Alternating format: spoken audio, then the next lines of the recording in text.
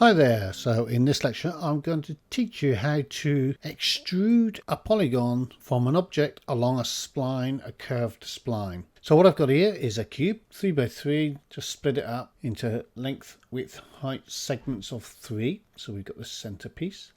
I'm now going to convert it to a poly object. There we go.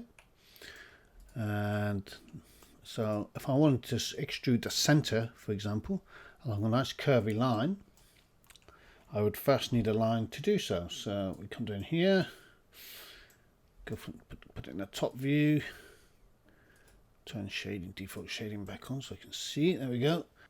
So come up here to create, click on that, go along to your shapes over here, the second icon along, second button along, and choose line here.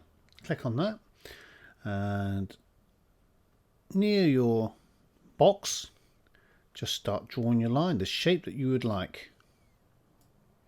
If you hold the left mouse button as you do it, you get to change the angle of your, don't worry about the polygonal edges of that line, we can change that after. If you let go, you can still, it will still bend, but it kind of gives you that curve, dynamic curve, like that, where you've clicked. Right click to end it. There we go. Click on move. Perspective back on. Now move this up where you want it to come out from.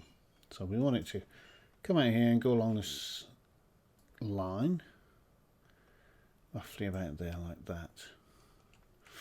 Okay, see if we can modify this line.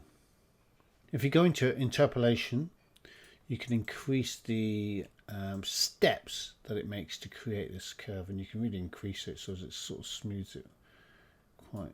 There you go, so you get a nice smooth line. So I've got on 25 there, and that's gotten rid of all that polygonal edges. Right, now select your box like so.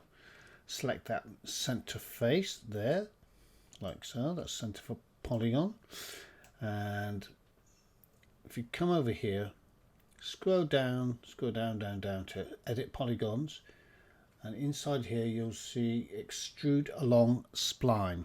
Click on the little box or settings next to that button, and it will extrude straight away along that spline. So we can move that over here. Right, now we can start playing with these values. We can increase the number of loops, which is quite handy because it was quite low before. So you can just play with these values basically, and do whatever you want with it. But it's really useful, and you can use this for all sorts of things. And depending on what that shape is that you've extruded will depend what goes along this spline basically.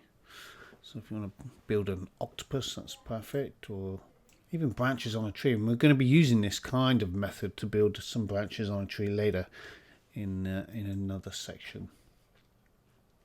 So that's it. When you finish, just make sure you tick this box, and there you have it.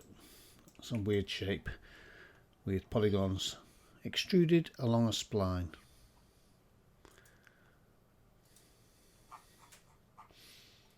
And that's done. Once you finish, you can get rid of the spline, delete, and it'll still be there. There you go. So that's a quick tutorial, very useful, and I'm sure you're going to be using that a lot. So I'll see you in the next lecture.